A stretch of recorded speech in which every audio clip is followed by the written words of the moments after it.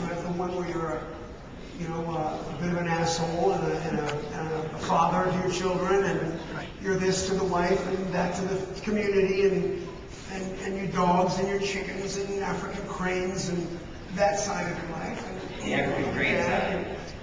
And I'll explain that after. And then you have the rock and roll side, which is, depending on how deep your record is, I used to call it 4 deep, 4 hits. Right.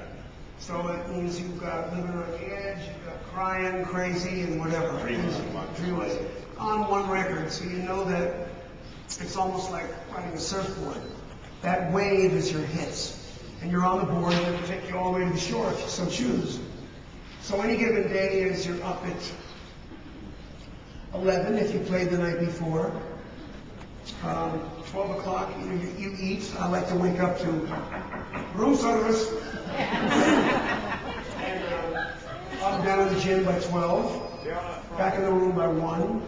Shower 2:30, 3. You're on the jet. You're on the jet, but we're on tour now.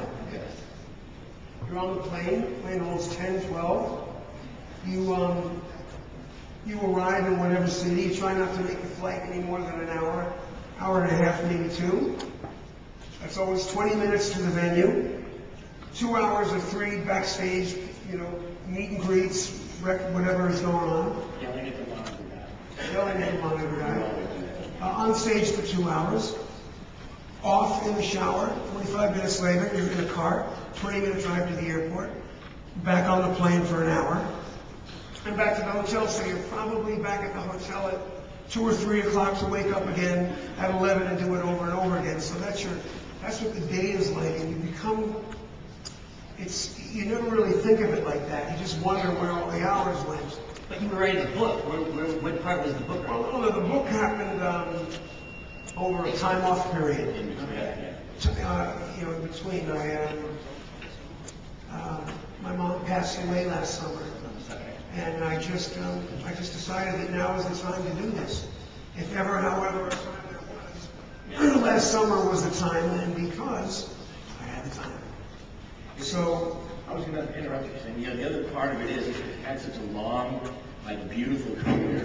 Everyone has a perception of what a rock band is and a huge, iconic rock star is. He has other stuff, and I'm speaking as his dear friend now. There are other things that he needs. Overreaching examination of your prehistory, the early days of the band, the really kind of successful part, the dark part, the time when you come back, or is it all of it, or is it a different kind of book where you just sort of talking about how you view the world? No, it's got to be a little bit of all of it, because in all of it is my experiences of how I view the world. Okay. And that's how we become who we are, is through our own personal experiences of how it felt to you to fall off the wall in the backyard. Was Mom there to catch you or not? Therefore creates your character. Did we have any singles? Did we not? Was the album good? Was my children healthy and happy? Are the dogs and the cats and the... So it's not really done like, a storyteller thing where, he was nothing, he became something, then the trouble came, he gained weight, he did this, and now he's back on top again. The picture is much deeper than your atypical, started out and became famous, and now here he is. It's more about Stephen Tallarico. That part of it, too, is incredibly important. Well, because you had said earlier, after your mother passed away, if there was ever a time to do this, this was the time.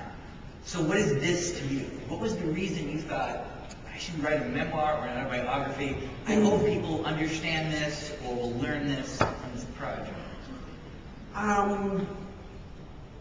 Probably, your own thoughts of mortality, of how long you're going to be around. Does the world view you as a lyric in a song? Am I being dreamt or am I dreaming?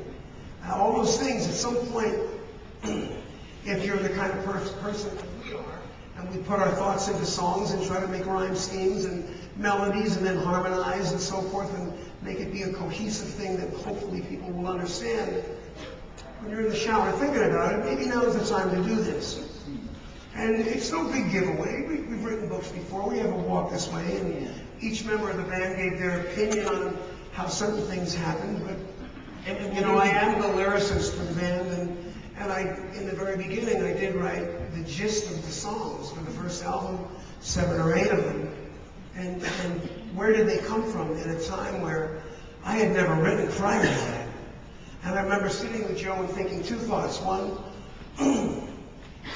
I needed to have a boyfriend in order to be a band. I needed the Kinks, the Brothers, the Mick and Keith. I needed to have someone in the band that I bonded with really well, and I also needed a member that I could write with. And I remember being on a waterbed one night with the guy that used to drive us around in the International Harvester truck where we kept all our gear. and sitting on the bed, and Joe had his guitar, and he started playing bow-da-dow, bow-bow, bow-bow, bow, bow-da-dow. And I went, we all live on the edge of town, and we gotta move out because the city's moving in, and I had not. Wait, I want to interrupt you. How great is his voice, even when he's not singing?